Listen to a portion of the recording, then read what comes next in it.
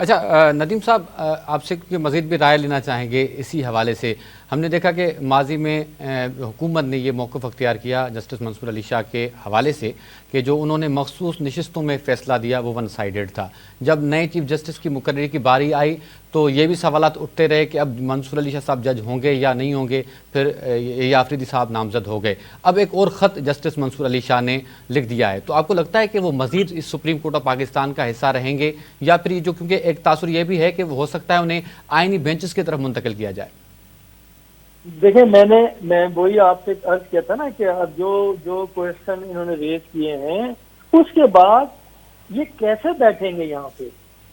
یہ بہت بڑا اپنی دانش میں سوال انہوں نے خود پیدا کر دیا ہے، اپنے آپ کو بھی انہوں نے مشکوک بنا دیا ہے کہ ایک ون سائیڈ سارا معاملہ ہو گیا ہے۔ جو آپ رہی بات وہ آئینی عدالت والا، تو یعنی کہ ٹو ارلی ٹو سے اینی تھنگ اس بارے میں آپ فی الوقت آپ کچھ نہیں کہہ سکتے، کیونکہ ابھی اس میں چیزیں ہونی ہے۔ ابھی تو فوری طور پہ جو ہے معاملہ ہے منصور علی شاہ کے سامنے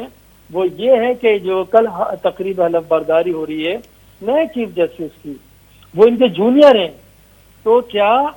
یہ بیٹھیں گے ان کے ساتھ یا استعفیٰ دیں گے؟ اب یہ ایک بہت بڑا سوال پیدا کر دیا ہے۔ خود بھی میرے خیال میں کہ بند گلی میں شاید جا چکے ہیں، اب وہ ڈیسائیڈ ان کو اور کریں یا نہ کریں، لیکن ایک وہ ہوتا ہے نا کہ لیم ڈک کی بھی ایک ایگزامپل دی جاتی ہے، تو یہ معاملہ وہاں چلا گیا۔ اچھا ندیم صاحب، کل جو ہیں وہ نئے چیف جسٹس اے آفریدی صاحب حلف اٹھانے جا رہے ہیں، تو آپ کو لگتا ہے کہ جو ابھی یہ ڈویژن جو بظاہر نظر آ رہی ہے ہمیں سپریم کورٹ کے ججز کے درمیان، یہ وہ ختم کر پائیں گے؟ میں کہہ رہا یہ بہت بڑا ان کے اوپر سوال ہے، کیا کر پائیں گے؟ لیکن میں سمجھتا ہوں کہ جتنی یعنی کہ ہمارے شگاف پڑ چکا ہے نا، تو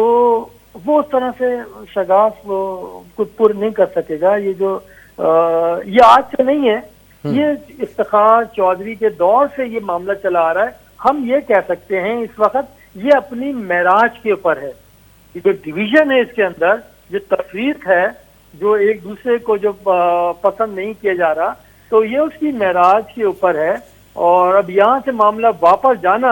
بہت مشکل ہے۔ لیکن بہرحال ہمیں دعا یہی کرنی چاہیے کہ اس صورتحال پر قابو پا لیا جائے، یہی ہمارے ملک اور قوم کے مفاد میں ہے۔ کیونکہ دیکھیں بات یہ تھی جیسے سیاست کے اندر ہوتا تھا کہ لوگ ایک دوسرے کی شکل دیکھنا گوارا نہیں کرتے تھے، ہاتھ ملانا گوارا نہیں کرتے تھے۔ آپ نے اور ہم نے ابھی ماضی قریب میں دیکھا ہے 26ویں آئینی ترمیم کے دوران کہ جب راتوں رات مولانا فضل الرحمان کی دہلیز میں سب جا رہے تھے، اور پھر تحریک انصاف والے جو ان کو کیا کیا القاب دیتے تھے وہ کس طرح سے ان کے پاس جا رہے تھے، بھاگ کے جا رہے تھے۔ تو سیاستدان دیکھیں مفادات کے لیے کہ سیاست نہ پہ لو اور کوئی دو کا، تو اسی کے تحت وہ سارے دوسرے کے بعد جا رہے تھے، ہاتھ بھی ملا رہے تھے، اور 26 آئین ترمیم بھی آپ نے دیکھا منظور بھی ہو گئی۔ پی ٹی آئی نے مخالفت بھی کر دی اور پی ٹی آئی نے حمایت بھی کر دی، دونوں چیزیں کر دی ہیں، دونوں سائڈ پہ ہیں۔ تو اسی طرح سے میں سمجھتا ہوں جوڈیشری کو بھی اسی سیاستدانوں سے کم از کم یہ چیز لینی چاہیے۔ وہ ایک الگ بات ہے سیاستدانوں کے خلاف ہو یا نہ ہو، جو بھی ہے رائے قائم کریں، لیکن یہ ایک چیز تو ضرور ہے کہ جس چیز کا ایک فیصلہ انہوں نے کیا کہ ہم نے یہ ترمیم لانی ہے تو ترمیم لا کے رہے، وہ اس میں ایک دوسرے کے گھر بھی گئے، اپنی یعنی کہ انا کو بیچ میں لے کے نہیں آئے، اور واضح طور پہ یہ کر لیا۔ تو ایسے میں سمجھتا ہوں جو اے آفریدی آئے ہیں ان کے پر انتہائی بھاری ذمہ داری ان کے کاندھوں پر عائد ہوتی ہے کہ وہ تمام ججز کو ساتھ لے کے چلیں۔ اسی میں پاکستان کی بقا ہے۔ اگر اس میں مزید تفریق پڑتی رہی تو یہ کسی بھی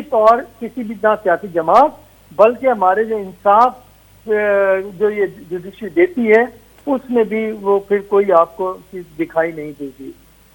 اچھا ندیم رضا صاحب، جیسے آپ بھی کہہ رہے ہیں کہ ججز کو ان سیاستدانوں سے سیکھنا چاہیے، اس انا کو بیچ میں نہیں لانا چاہیے۔ 26ویں آئینی ترمیم جب آئی تو ہم نے دیکھا کہ خاص توجہ تھی عدالتی ریفارمز کے اوپر، تو اب سمجھتے ہیں کہ جو اب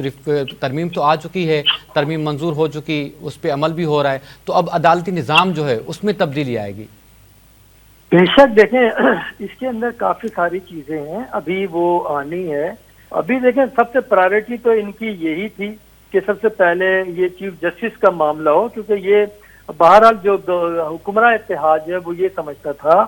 کہ کسی بھی طور پہ یہ بہرحال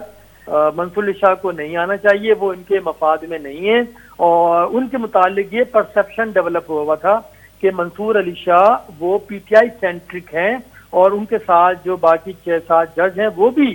پی ٹی آئی سینٹرک ہیں، اور جسٹس منیب وہ بھی ان کے متعلق بھی یہی تھا۔ تو اسی لیے اب جو تلوار جو حکمراں اتحاد کے سروں پہ لٹک رہی تھی وہ اب وہ ختم ہو چکی ہے، وہ نیام میں واپس جا چکی ہے، اسی لیے انہیں فی الوقت کسی چیز کی اب جلدی نہیں ہے۔ اس کا اندازہ آپ اس چیز سے لگا سکتے ہیں کہ میاں نواز شریف جنہیں ستمبر میں جانا تھا لندن، وہ کچھ ان کی ملاقات طے تھی غیر ملکیوں کے ساتھ اور دیگر چیز تھی، وہ انہوں نے مؤخر کیا تھا۔ اب دیکھیں نا آج چلے گئے، بالکل لندن دبئی پہنچ گئے، دبئی پہنچ گیا ہے، پھر لندن ہے، امریکہ ہے، اور پھر وہاں پہ ملاقاتیں ہیں۔ تو اس کا مطلب تو یہ ہے کہ راوی اب سکھ و چین ہی چین لکھے گا، جو بھی ان کو ترمیم جو بھی یعنی کہ ریفارم لے کے آنی ہے، اب وہ کوئی ایشو ہے نہیں، اب اس میں کسی قسم کی کوئی مداخلت ہے ہی نہیں۔ اب تو وہ ان کے پاس آ چکی ہے 26ویں آئین ترمیم، وہ آرام سے جو کمیٹی بنائی ہوئی ہیں وہ اپنا کام کرتی جائیں گی، اب کوئی مسئلہ ہے نہیں، نہ پارلیمنٹ میں اس طرح سے 2/3 اکثریت کسی چیز کی آپ کو اتنی ضرورت ہے۔ تو معاملہ تو میرے خیال میں اب کوئی پرابلم ہے نہیں گورنمنٹ کے۔ اسی لیے آپ دیکھ لیں کہ بشرا بی بی کی بھی ضمانت ہو گئی، وہ بھی آ گئی، دونوں بہنوں کی بھی ہو گئی ہیں، اور یہ سب تبدیلیاں اب آپ بہت جلدی چیزیں بدلتے ہوئے اب آپ دیکھیں گے۔